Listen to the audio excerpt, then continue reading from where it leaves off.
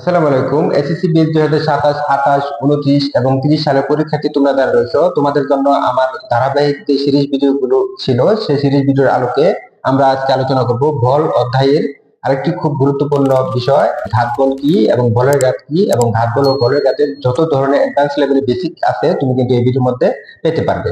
আমরা যদি দেখি যে একটি হচ্ছে ঘাত বল, অন্য আরেকটি হচ্ছে বলের ঘাত। আমরা যদি একটু খেয়াল করি যে ঘাত বল ও বলের ঘাত এই দুটির মধ্যে পার্থক্য কি, আমরা খেয়াল করব যে বলের মান খুব বড়, অর্থাৎ যেমন আমরা মনে করতে পারি চেনে আর চেনের সংঘর্ষ, অর্থাৎ দুটি চেনের মধ্যে সংঘর্ষ, অথবা একটি ক্রিকেট বল আর ব্যাটের মধ্যে যে আঘাতজনিত যে সংঘর্ষ হয় এরকম, অথবা বোমা বিস্ফোরণ হওয়ার সময় যে বলটি প্রযুক্ত হয় সেগুলো কিন্তু হচ্ছে আমাদের এই ঘাত বল।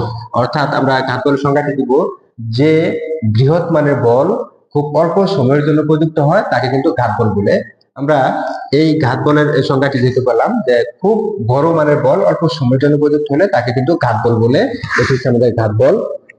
তারপর যদি আমরা দেখি যে বলের ঘাত কি, তার মানে এই বলের ঘাতকে আমরা এইভাবে সংজ্ঞা দিতে পারি যে কোনো বস্তুর উপর প্রযুক্ত বল, অর্থাৎ একটি বস্তুর উপর প্রযুক্ত বল হচ্ছে এফ, এবং এই বলের ক্রিয়া কালের গুণফলকে বলা হয় বলের ঘাত। তাহলে আমরা লিখতে পারি এক্ষেত্রে যে বলের ঘাত সমান এফ টি, এটা হচ্ছে বলের ঘাত। বলের ঘাত সমান আমরা লিখতে পারবো এফ টি। বলের ঘাতের সংজ্ঞাটি হচ্ছে কোনো বস্তুর উপর প্রযুক্ত বল ও বলের ক্রিয়া কালের গুণফলকে বলের ঘাত বলে। আমরা যদি এটাকে যদি একটু বিশ্লেষণ করি তাহলে এফ সমান এম এ লিখতে পারি, এক্ষেত্রে টি। আবার এটাকে কিন্তু একে যদি আমরা যদি একটু ভেঙে লিখি তাহলে লিখতে পারি ত্বরণ এ সমান B minus you by T, এক্ষেত্রে রয়েছে আমাদের টি। একটু খেয়াল করে দেখবো এই টি কিন্তু চলে গেছে, তাহলে আমরা পেলাম এম ভি মাইনাস হচ্ছে এম ইউ, অর্থাৎ টি যদি চলে যায় তাহলে M V minus M U. সুতরাং এখান থেকে আমরা লিখতে পারি যে বলের ঘাত সমান ভরবেগের পরিবর্তন, অর্থাৎ এটা কিন্তু হচ্ছে শেষ ভরবেগ, এটি কিন্তু হচ্ছে আদি ভরবেগ। তার মানে আমরা বুঝতে পারছি যে বলের ঘাত হচ্ছে কোনো বস্তুর ভরবেগের পরিবর্তনের সমান।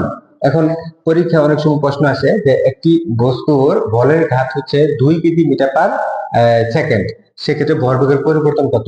আমরা জানি যে বলের ঘাতই কিন্তু হচ্ছে ভরবেগের পরিবর্তনের সমান। এজন্য ভরবেগের পরিবর্তন চাইলে আমরা বলের ঘাত বের করতে পারবো, আর বলের ঘাত চাইলে আমরা ভরবেগের পরিবর্তন হিসাব করে বলতে পারবো যে তার বলের ঘাত একক।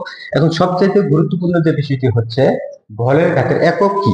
আমরা যদি একটু খেয়াল করি যে বলের ঘাতের একক, এই বলের একক যদি আমরা একটু খেয়াল করি, এই বলের একক হচ্ছে আমাদের এই নিউটন। বলের একক যদি নিউটন হয়ে থাকে আর সময়ের একক হচ্ছে সেকেন্ড, বলের ঘাতের একক হচ্ছে এনএস। আবার যদি আমরা একটু নিউটনকে যদি ভেঙে লিখি, এই যে এনএস, এই নিউটনকে যদি ভেঙে লিখি তাহলে আমরা লিখতে পারবো KG metre per second square. আর এক্ষেত্রে হচ্ছে আমাদের এস, এস এর পাওয়ার না থাকলে ওয়ান আছে, এক্ষেত্রে আমরা লিখতে পারবো কেজি মিটার পার সেকেন্ড। সুতরাং আমরা দেখতে পাচ্ছি যে বলের ঘাতের একক হচ্ছে কেজি মিটার পার সেকেন্ড, যেটার একক ভরবেগের এককের সাথে মিল রয়েছে, অর্থাৎ এটা কিন্তু ভরবেগের এককের সাথে মিল রয়েছে, ভরবেগের একক। এই জন্য আমরা বলবো যে বলের ঘাতের একক কেজি মিটার পার সেকেন্ড অথবা এনএস, আবার ভরবেগের একক হচ্ছে একই। এই যে দুটি একক কিন্তু একই, এটি বিভিন্ন বোর্ড পরীক্ষায় কিন্তু এমসিকিউ এর মধ্যে এসে থাকে যে বলের ঘাতের একক কি। তাহলে সেক্ষেত্রে বলের ঘাতের একক এবং ভরবেগের একক কিন্তু হচ্ছে একই। তোমরা প্রথমবারের মতো যারা ভিডিওটি দেখছো, ভিডিওটি ভালো লেগে থাকলে একটি লাইক ও চ্যানেলটি সাবস্ক্রাইব করতে ভুলবে না। ধন্যবাদ।